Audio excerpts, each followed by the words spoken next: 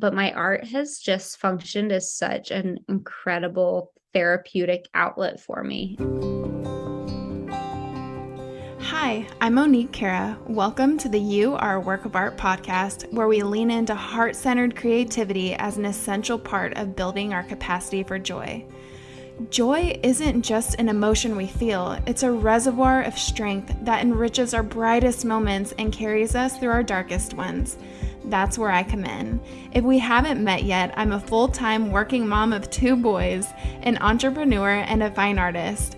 I learned how to create in the margins of life. I get it, we're all busy, but friend, creativity isn't a luxury, it's a necessity. It is central to our purpose, our joy, and our legacy. Together, we'll explore practical tools to purposely nurture our creativity. Through the ups and downs, setbacks and breakthroughs, struggles and delights, it's all part of the process, and it's a journey you don't have to figure out alone. So grab your headphones and get ready to venture into your most joyful, creative life. This is You Are a Work of Art.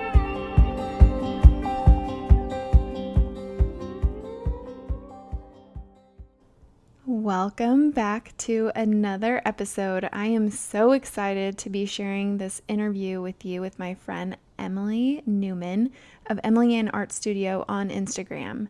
She is a self-taught independent artist from North Atlanta. She's an intuitive, abstract, mixed media artist exploring beauty with fluid paints, pastels, and heavy body acrylics. Emily battles with mental illness and her art serves as therapy. Her hope is that her art will depict both hope and healing for others walking on similar paths. She opens up so much in this episode, and it was just an honor to have her. So without further ado, let's get to it. Hi, Emily. Thank you so much for being here on the You Are a Work of Art podcast. Thank you so much for having me. It's such an honor to be invited to do this. So I read your bio in the beginning, so people have an idea of who you are, but can you tell us more about how you got into your medium? What is your medium? I know it's painting, but for people that don't know, and just kind of your journey into the Yeah. creative space. Okay. Awesome. Yeah, I mean, I've been creating my whole life. If you asked me when I was a child what I wanted to be when I grew up, I would have said an artist. Then, of course, I that path changed over and over and over. Due to a lot of different things. But once it came time for me to go to college, I was looking at art school, saw the cost, and just gave up instantly. It was like, well, I'm not going to go into debt for something that people say you can't make money doing. So I'm not going to art school. So I was starting at a community college and double majoring in art and psychology to hopefully do some sort of art therapy or something. I love the mind and people and what makes people who they are and how they work. So I was like, that might be a good balance. And I started school and I was in a season of pretty severe depression and I absolutely hated school, it was a huge surprise to me because I did really well in school and high school, and I was not getting good grades. I wasn't passionate about learning. And so I dropped out of college. And I worked at a bank for 6 months as a teller, and it was the most miserable season of my life. Oh I was like, I no. do not need to work in an office. I do not want to wear dress clothes. This is so not me. And somebody was like, well, you should go to hair school. And so I looked into that, and that felt like such a perfect fit in that season. And so I did hair for 10 years and it was awesome. And I loved it. And it Wow. was an incredible creative outlet. And during that time, I would draw, I would paint here and there. But I wasn't pursuing art as a career because I had hair and I loved it. But when I started having kids, the hair world is not as flexible. I was having to work weekends and I was having to work like 14-hour days. And it was just like, I love what I'm doing, but I want to be home with my kids. And so I ended up coming home. I built a salon in our basement and started working for myself doing hair, and that was just miserable. I was once again, I'm a like major people person, and I felt so lonely doing hair in my basement. It's like you still have the client interaction, but I didn't have coworkers. I didn't have continued Mhm. education. I started getting bored. And so I was wanting to give that up. And then I got pregnant with my third child and was put on bed rest. And so I had to give it up. Oh Uh, my goodness. and during that time, I picked up my paintbrush again. And I was, all I could do was sit on the couch. And so I picked up hand lettering and did calligraphy. And that really brought me back into the art world. Mhm. Um, it sounds silly, but like the community around hand lettering on Instagram just showed me that it was possible for me to market for free and learn from others. And so that's when I picked it back up and that's I was like I was hand lettering, people would see it, they would commission me to do stuff. So everything was commission based at that point. Oh, Uh, wow. I started doing a lot of like wooden signs for weddings and that kind of thing. And the more I was just playing with it and adding like, oh, well, I want a watercolor wash on the background for this or Mhm. whatever, I was like picking up my paintbrush again and using different mediums and being creative. And I just fell back into it. And at one point, just everything shifted. I did one abstract painting and it was just like, this is it. This is what I've wanted to do my whole life. This is beautiful, and this is me, and other people loved it, and I was just like, "All right, I can do this. I don't have to go to art school." That's awesome. Do you still have that painting? I The do. original one? I do. I have it. I need to share it. I haven't really shared it with people because I mounted it to a foam board instead of to a panel, and Mhm. it warped from the glue. So, it's the painting looks fine, but it's a square and it's like bowed on all the corners. So I could probably still frame it in the right frame, but it's just sitting in my studio. Ooh, yes. We should try to get a picture of it and then put it in the show notes. That would be so much fun. That sounds great. It's interesting because it's also relatable for me as far as like how kids completely change your perspective Oh, yeah. and wanting to do something where you can be present with them, but also something that you love. So I'm kind of in that place at the moment. Yes, for sure. Good to hear that like you're not the only one that's in that situation. It's super relatable. And then also dealing with like postpartum Oh, yeah. on my And end. that was huge as after being on bed rest especially, and then having my third and my second and my third were only a year apart. And so it was just like all of a sudden I didn't know what life was. Mhm. But my art has just functioned as such an incredible therapeutic outlet for me. And as I battled postpartum depression, as I went on medication and went through that roller coaster of finding the right stuff and now coming off of them, my art has just allowed me a way to process my emotions in Mhm. a healthy way because that is something Yes. that I've never been good at my whole life. I kind of just stuffed them, didn't process.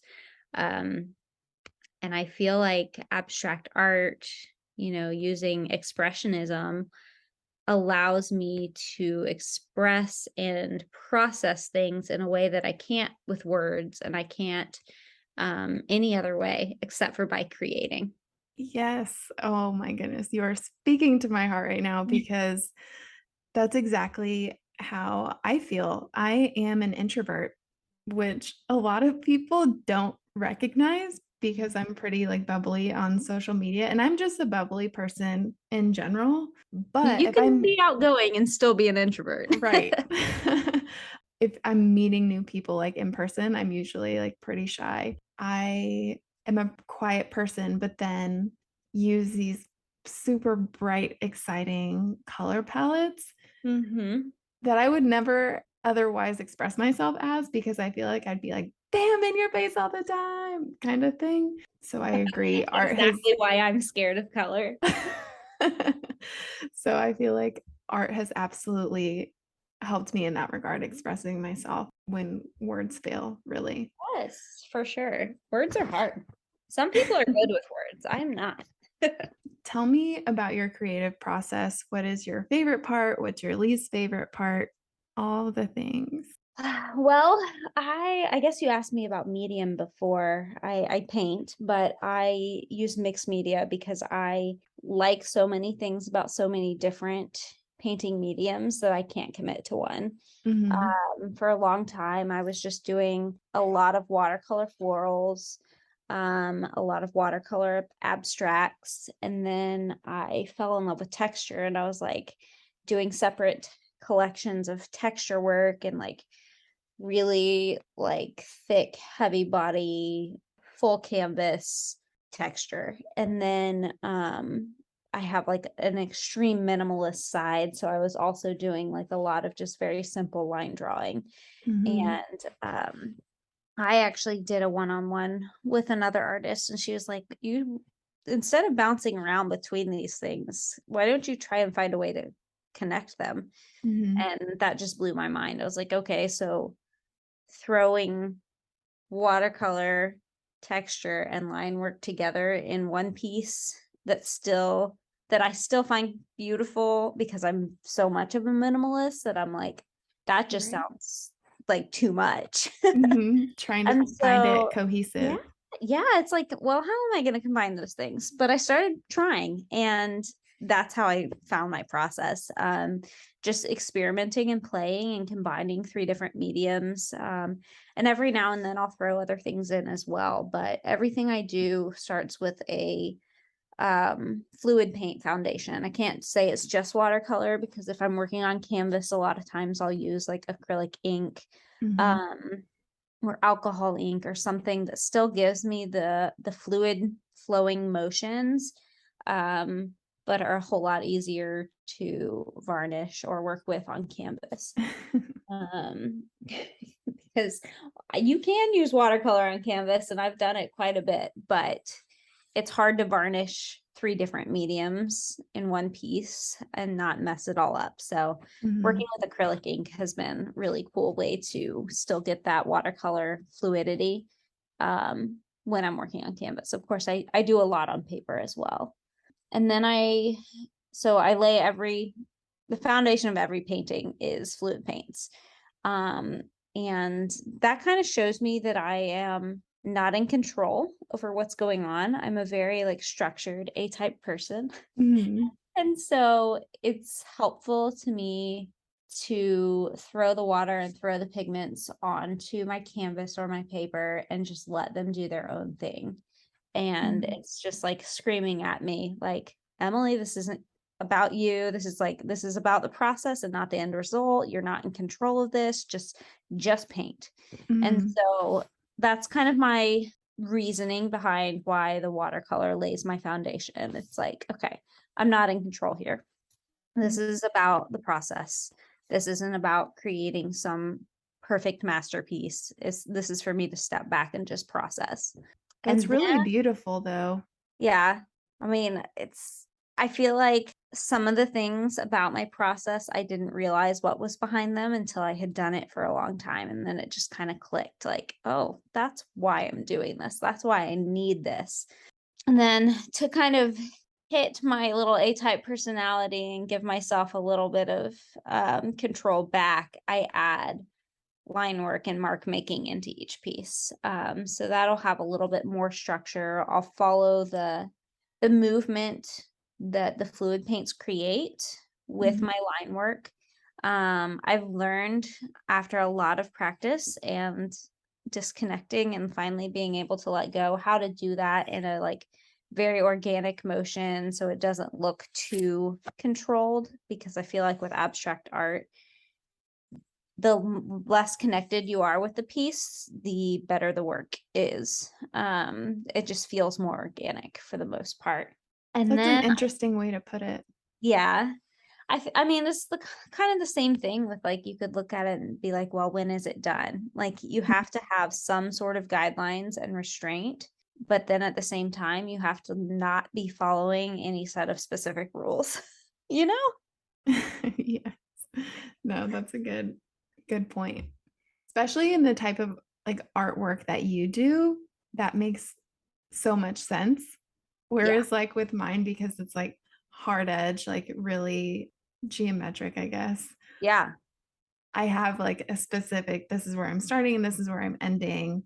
And for me, it's trying to figure out the puzzle pieces of, okay, which colors am I going to use? Hmm. Which colors are going to be next to each other? Because as colors are placed next to each other, they look so different. Oh, yeah. I feel You've done like, such a great job with that, though. thanks.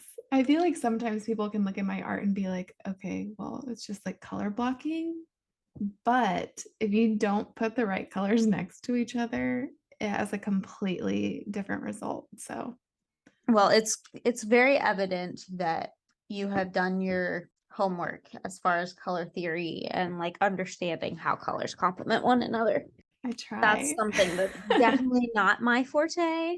I am known for using very wild color combinations, not wild colors, but combinations.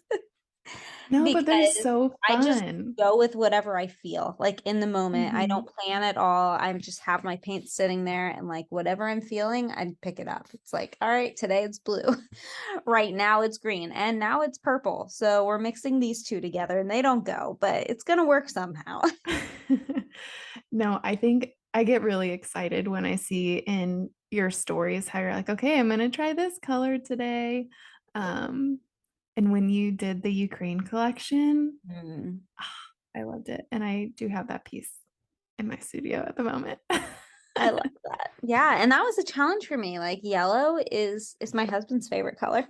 It's my least favorite color. And so is like how am I going to use yellow? But I allowed myself to follow my process and ended up absolutely loving the end result. So Mhm. So then what's your favorite color? it's like a peachy pink corally muted. I like don't really know what it's called. It's just my favorite color pink. Some people might call it orange. It's got a little brown in it. I can mix it perfectly with Winsor and Newton watercolors. I That's use like a awesome. little bit of rose, a little bit of umber, and then some white. So it's got more of a brown undertone, but then I get a little dab of like flesh tint and a little dab of yellow to mix in there, and it gives it that warmth. I don't know. I Nice. don't know what the color is. I'll have to name it one day. Emily's Emily's. favorite color. Yeah, exactly. So then Uh, after line work, what is your next step? every piece is finished off with some element of texture. My favorite thing to do is mix heavy body acrylics with modeling paste because it gives like a super thick, smooth, and then the richness of the heavy body acrylic. It's like spreading butter, and Mhm. it's fun to do. I always use a palette knife instead of a paintbrush because it helps it to really have that 3D effect to stand up off the canvas. Um, and so every piece is finished with some aspect of texture. And I've used things like adding textiles, linens, tissue paper, but everything still also has big swooshes of um, the modeling paste and acrylic. And I think it's just like it brings the piece to life. It takes it from a two-dimensional piece of art to a three-dimensional piece of art. It draws you in, it creates shadows. And sometimes I'll carve designs into it. Sometimes I'll just let it be. Sometimes I'll mix two different colors. So they're again like I try not to limit myself, but it's still the finishing part of every piece Mhm. is a layer of texture. So is that when you know like this piece is going to be done? 99% of the time, yeah. So I will give myself that like watercolor, line work, texture. And each step may have 2 to 3 motions and movements, but for the most part, I try to reduce how many times I touch the canvas, and that prevents me from overworking it. Mm. Um, I would say if anything, I go back in with some sort of, like, delicate line work. Sometimes at the end, I'll go in with, like, pencil or, like, fine line pen or something to create just a little more extra detail that really draws you into, like, the cool textures happening or the cool movement in the watercolor happening. Um, but yeah, for the most part, 99% of the time, that's my like, all right, the texture's there, it's done, moving on. That's good though, because then, like you said, you're not trying to overwork it or overthink it. Yeah. You have a finishing point. This episode was sponsored by my fine art, Monique Cara Studio. Art is an expression of who you are. Whether it's your home or office, art is what makes it yours. My paintings are bursting with color, literally. Color influences not only your mood, but behavior as well, making it likely one of the most important things to consider when adding it to your space. Inspired by feelings and emotions, my intriguing color palettes merge joy and calmness, as well as excitement and inspiration. Whether you're looking for a large statement piece or a small burst of color, my paintings are sure to lift your spirits. Shop available art at moniquecarastudio.com and use code WORKOFART at checkout for a special free gift just for being a listener of the podcast. I am so grateful you're here and I can't wait to brighten your space. Now let's get back to the episode.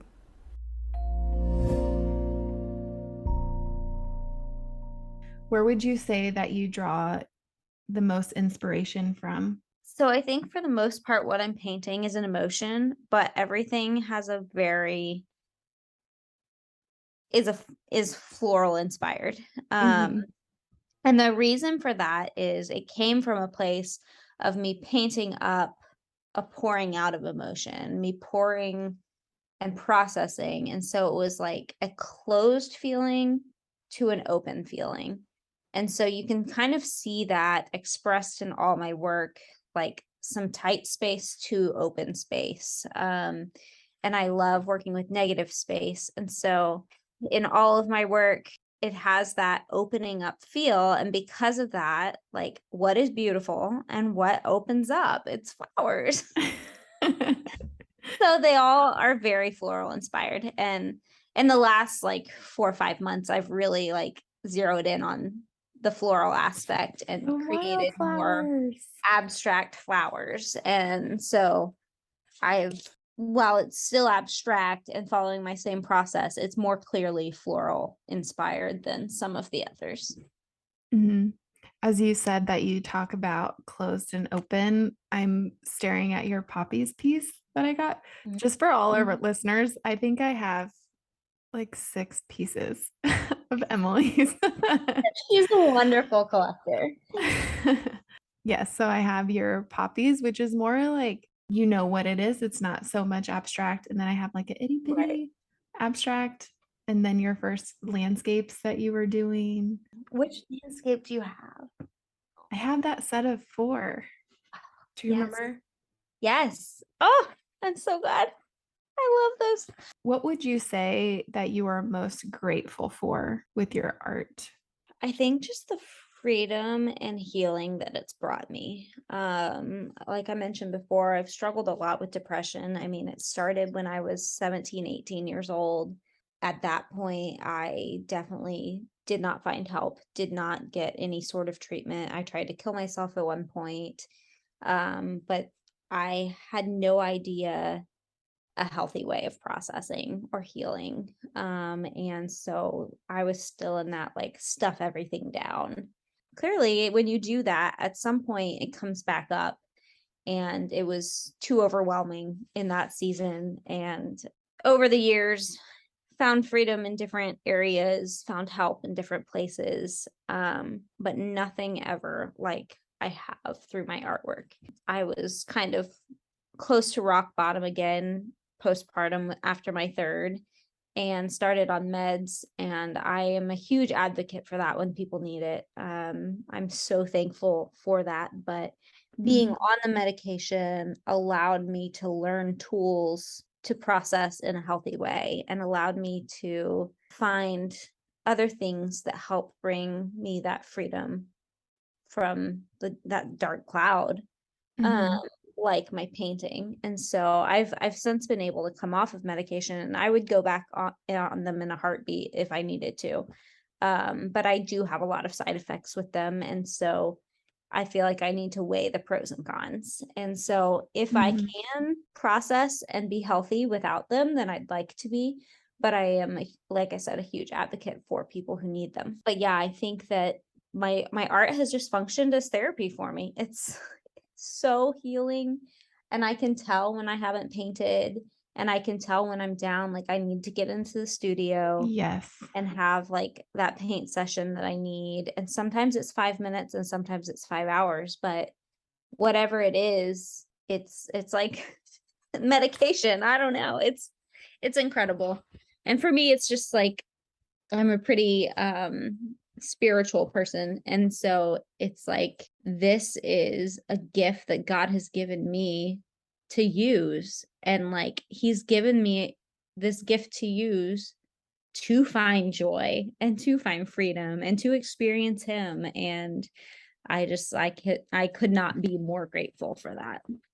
Mhm. No, that's awesome. That art has been able to bring you that sense of peace and calm that you need to weather the storms. Yeah. And I can't relate on every aspect, but I do feel and can imagine like what you had to have been going through. So I'm really glad that you were able to find art for yourself. Yeah, for sure. I always tell people I paint what I need because my work is very like calming and soothing, but like my life is not. I have three little boys. They are loud and crazy.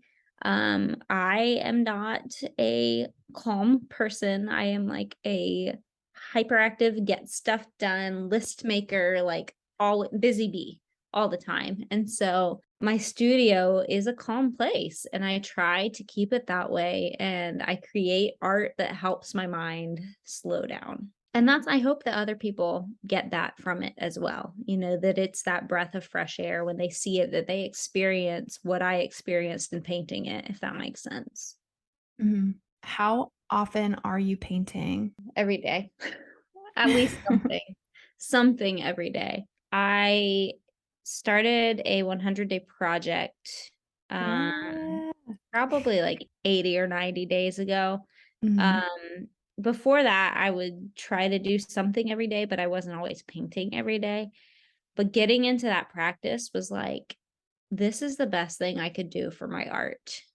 Like, Mhm. to make myself pick up a paintbrush every single day has developed my skills in a way that I could not have imagined. And my confidence and like developing my style and understanding my style, and also giving myself freedom to experiment and play. So yeah, I would say every day. There's days here and there where I'm not home all day or we're out of town, that I don't get to, but for the most part, every day. That's awesome. And you were one of the ones that inspired me to do my 100-day project that I'm currently doing. It's been Are a you lot of loving it? fun though. Mhm. It's been interesting because I did it one to practice color mixing, to practice different color palettes that I don't normally use. A lot of the times I'm staying around like the primary colors or like modified primary colors. Yeah. Like I don't use a lot of greens or purples and stuff. So, in that regard, it's been really interesting to kind of see where my mind goes. I thought I would plan out each one, but I found that I don't care and I'm going to have to use all the cards anyways because I'm doing Yeah. the Pantone card deck that I just pull one and I'm like, what would be an interesting color palette or what actually worked? Yeah. So, I feel like that's such a good challenge to yourself. It's like almost taking a class every day of like, okay, figure it out. Like you have to do this is your assignment, figure it out. And Mhm. so I feel like it's just so good for our creative process to be given like limitations and complete freedom at the exact same time.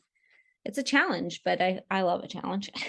Mhm. So, in your practice and now your fine art business, what have been some of your personal goals or things that have been especially meaningful to you in this career? Man, what a good question. I think that the connections with people, both other artists and my collectors, were an unexpected benefit that at this point I feel like make what I do worth it.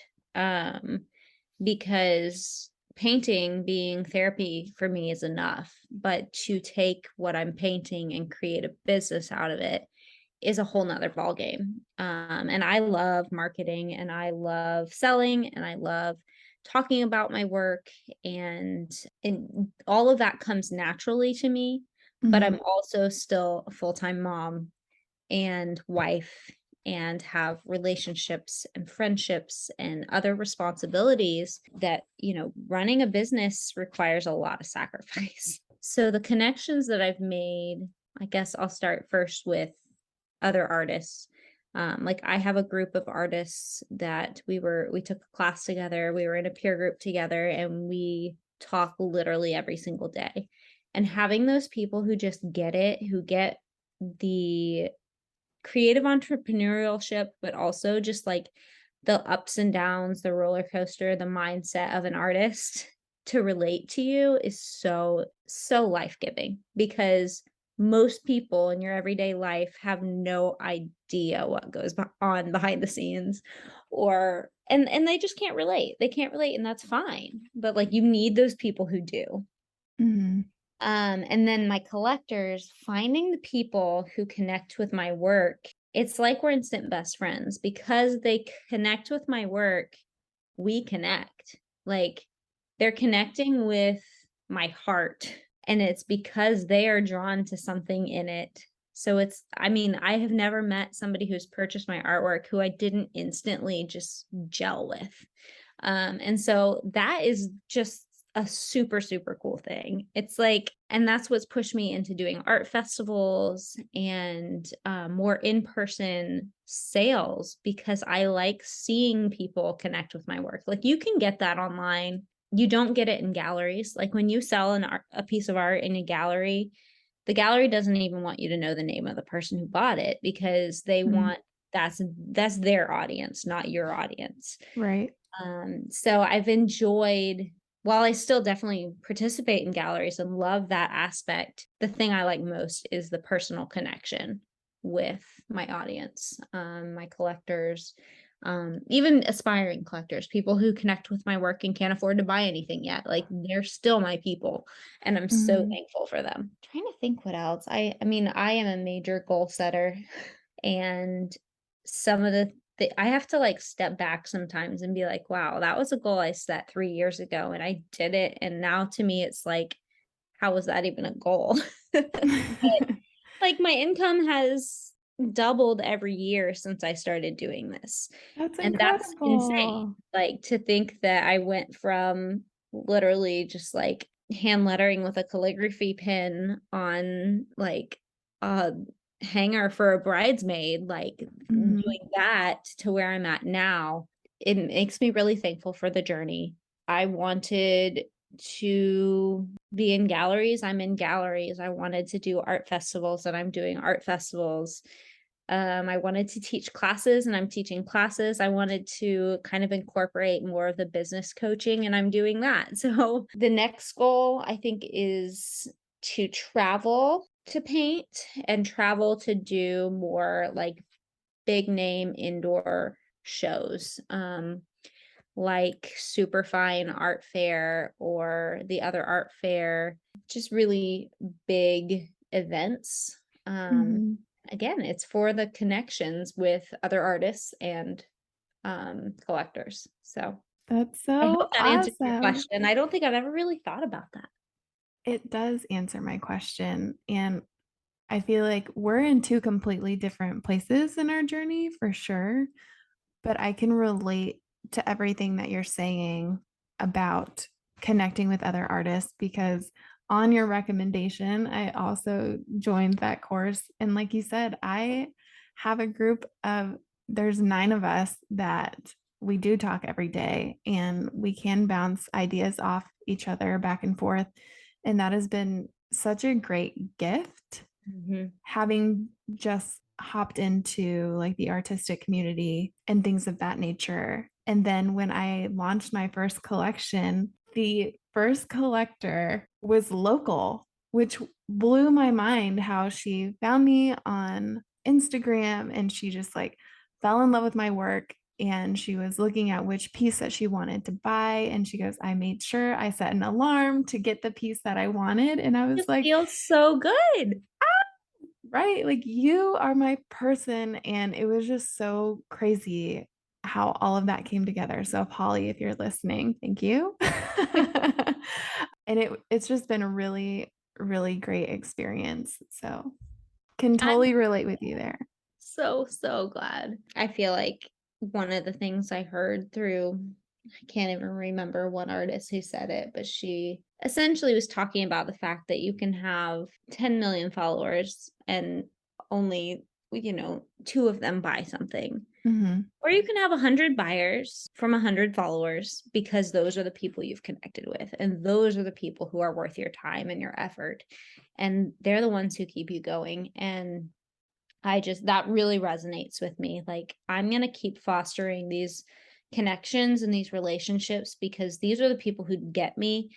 I don't need to have some lofty goal on, how many people follow me on Instagram or what Right. kind of social media presence I'm having. I've been definitely in the last couple years been focused, since COVID ended, not that it's over, but since things opened back up, to focus more on real life and the personal connection with people. And it's cool to be able to maintain a real personal connection even with people on the internet too, like you. Because this Yeah. isn't our first time seeing each other face to face. Right. One day we will have to meet in person. And we will. We will. It's always been over I'm gonna Zoom. be up there in the spring. So What? Yes, we have to get together. That'll be really great. But I wanted to ask, speaking of your collectors, do you have anything coming up ready to be released to your collectors that we can also point our listeners to? yes. Right now, the last couple months, I have been focused on the holidays, even though it's still been summer here in Georgia. But when you're a creative small business owner who's a one-man shop, you just have to get it done early. I try to be done with everything by December 1st and then just take the whole month of December off to just be with my family. And so I've been working on Christmas ornaments and I Yay. will be releasing those. Guess it'll be tomorrow when you guys are hearing this. But October the 26th, I'm thinking the first launch is going to have about 150 hand painted ornaments.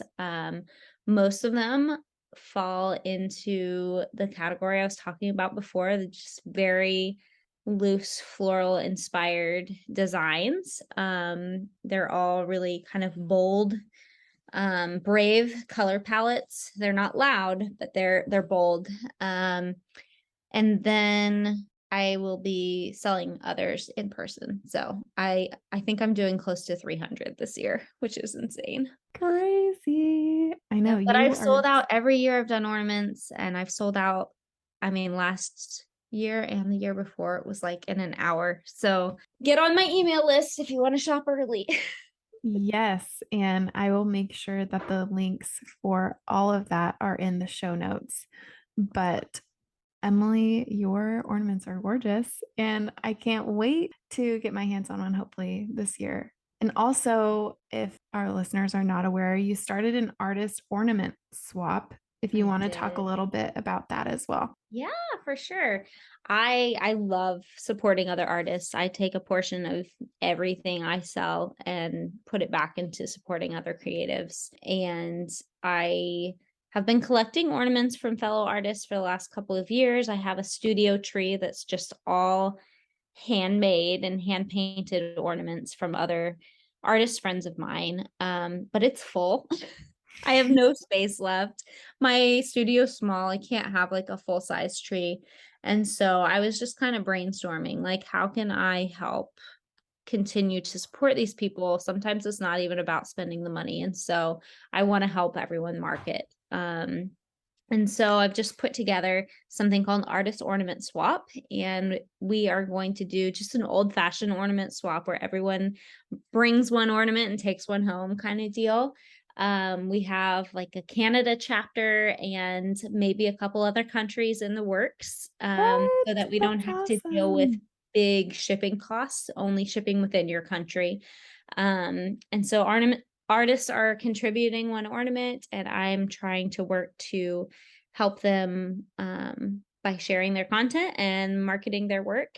And I can't wait to get a new ornament, and just kind of the surprise of what ornament is going to be is really fun too. Hmm. And even if you aren't an artist, it is a really great page to follow on Sure. Instagram, so that you can see who all is making ornaments and that who you can also support. Amen.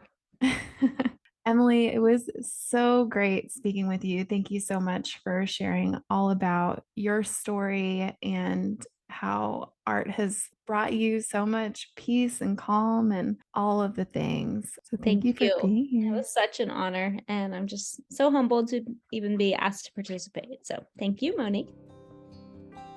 I hope you enjoyed today's episode with Emily Newman. Make sure you check the show notes at moniquecara.com/show notes/episode 004 for links to her website, social, her email list, her ornaments, and all the things. We also have some fun pictures for you too. As a reminder, Emily's ornaments officially launch tomorrow, so make sure you get on her email list. They are gorgeous. And friendly PSA, my ornaments are also available now, so you can check them out at moniquecarastudio.com. Listen, we are all going through something. This week, I'd love if you just tried something creative. Keep it simple. Sketch, hum a new melody, write a poem. A haiku poem is only like 17 syllables. You might just find that creativity will help you heal too. So your affirmation for the week is, I give myself permission to heal. Today, I am at peace. Again, I give myself permission to heal. Today, I am at peace. I am really excited for next week's conversation. You and I will have a fun heart-to-heart talking about playing, and who doesn't love to play? So be sure to tune in. Talk soon.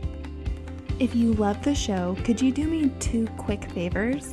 First, take a screenshot of the podcast or a photo of where you're listening, post it to your stories, and tag me on Instagram. I'm at It's Monique Cara. I'm so excited to hear from you, and I'll always share it with my audience as well. Also, if you're listening on Apple Podcasts, can you take a second to leave a quick 5-star review? This helps us find more amazing humans like you, and your support in these 2 things truly means the world to me. Thank you so much in advance for your kind words. Talk soon.